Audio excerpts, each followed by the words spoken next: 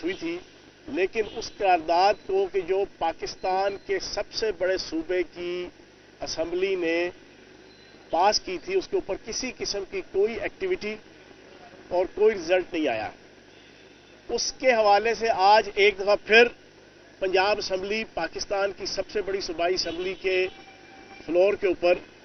एक दफ़ा फिर करारदाद पास हुई है कि इमरान खान साहब के ऊपर जो कातलाना हमला हुआ है, पाकिस्तान की आवाम का तकरीबन 75 से 80% जो हिस्सा है वो इमरान खान साहब से मोहब्बत करता है, इमरान खान साहब को अपना लीडर मानता है, इमरान खान साहब की पॉपुलैरिटी है। इमरान खान साहब एक निजात दहिंदा के तौर पे इस वक्त पूरे पाकिस्तान के अंदर जाने माने पहचाने और गर्दाने जा रहे हैं। तो जो 75 से 80% मास माइंड को रिप्रेजेंट कर रहा है जो लीडर, उसके ऊपर कातलाना हमले पे एक दफ़ा करारदाद पास हुई, कोई किसी किस्म का रिजल्ट नहीं आया। आज दूसरी दफ़ा करारदाद पास हुई है और हमने वफाकी हुकूमत से भी मुतालबा किया है और पाकिस्तान के इंतहाई काबिल एहतराम सुप्रीम कोर्ट के चीफ जस्टिस से भी मुतालबा किया है कि इसके ऊपर फौरी तौर पर जुडिशल कमीशन बनाया जाए। और इस वक्त पूरी पाकिस्तानी कौम अरशद शरीफ के केस में,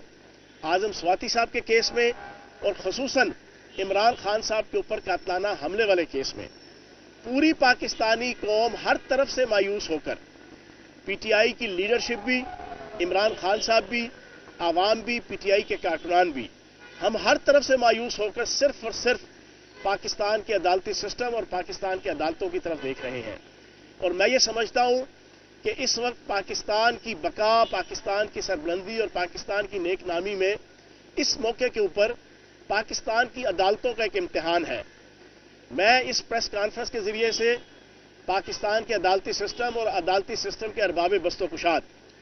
मैं उनके सामने एक छोटी सी मिसाल रखूंगा। 1939 से लेकर 1945 के दरमियान दूसरी जंग अजीम थी और उस दूसरी जंग अजीम के पहले 2-2.5 सालों में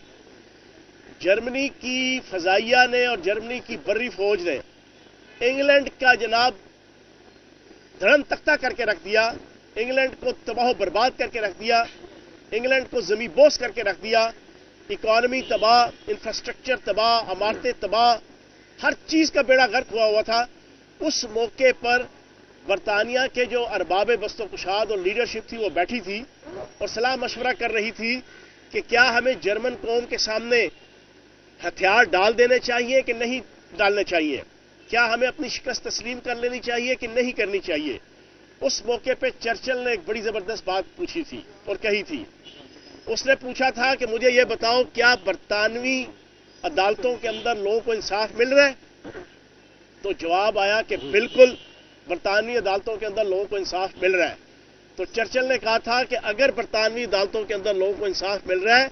तो दुनिया की कोई ताकत भी बरतानिया को जमी बोस और बरतानिया को अपने कदमों पे नहीं बिठा सकती, उसको शिकस्त नहीं दे सकती, उसको डिफीट नहीं कर सकती। अब ये एक महज तारीख का एक फिक्रा या एक कलमा या एक जुमला या एक वाकया नहीं है, इसके पीछे रोज़े अव्वल से लेकर हज़रत आदम अलैहिस्सलाम से लेकर क़यामत तक एक सबक है। वो सबक यह है कि किसी रियासत, किसी माशरे, किसी सोसाइटी, किसी मुल्क के अंदर अगर अदालतें इंसाफ फराहम करेंगी तो वो माशरा, वो सोसाइटी और वो मुल्क जो है वो सर्वाइव भी करते हैं, इज्जत और एहतराम के साथ जो है वो दुनिया के नक्शे पर कायम और दायम भी रहते हैं।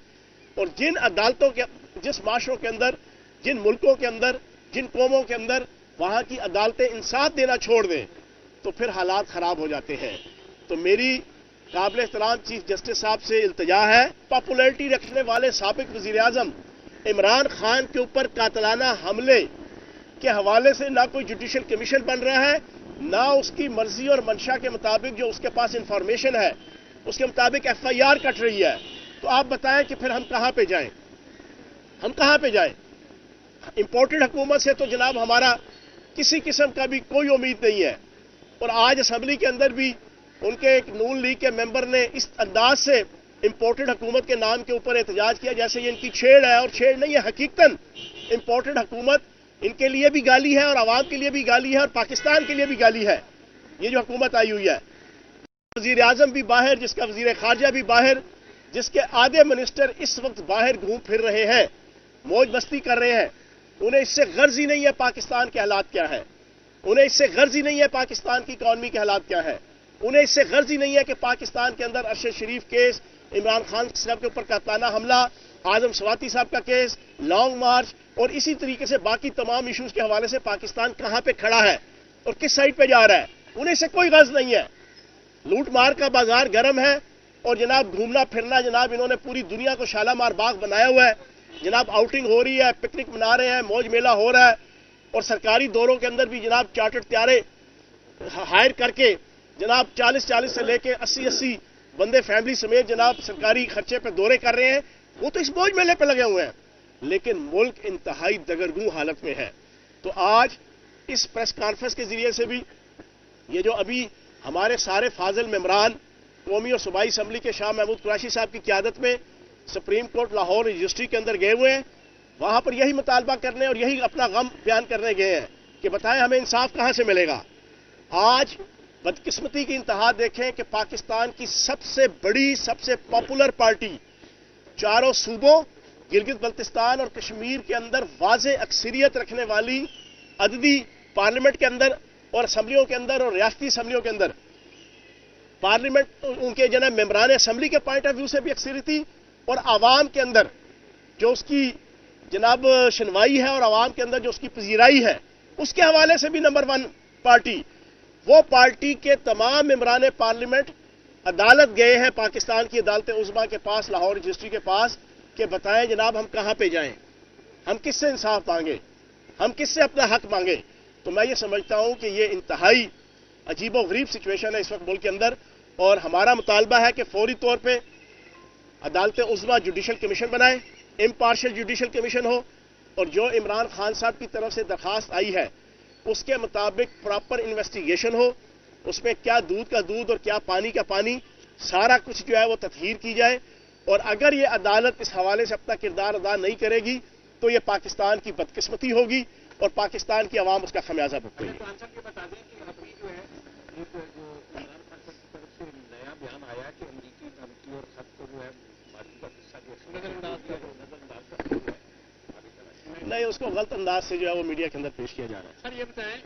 کہ ماشاءاللہ 3.5 سال آپ نے حکومت کی ہے اور اعتماد کی بلندیوں کو، تمکنت کی بلندیوں کو چھو رہے تھے، آج آپ اتنی بے بسی کا اظہار کیوں کر رہے ہیں ان اداروں سے، جن اداروں پہ آپ کو ناز تھا؟ پہلی بات تو یہ ہے کہ کسی ادارے کے اوپر ہم نے نہ کوئی یہاں پہ، میں نے ابھی جو گفتگو کی ہے